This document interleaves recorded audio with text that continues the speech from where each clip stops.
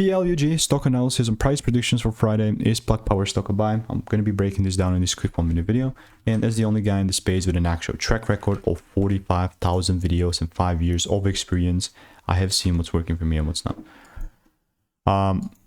Overall, I like it a lot. You know, I wanted to see a double break to take things up, and I saw the double break, and I'm still now inside the swing, which I'll just move the stop loss a little bit above.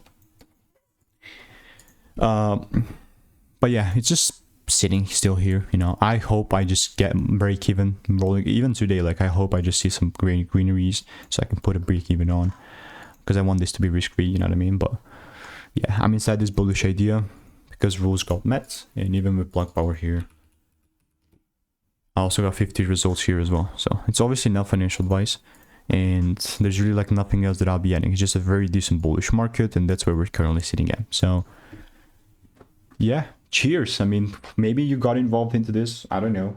If you want to stay tuned and get free sauce, click the first link in the description. It's free.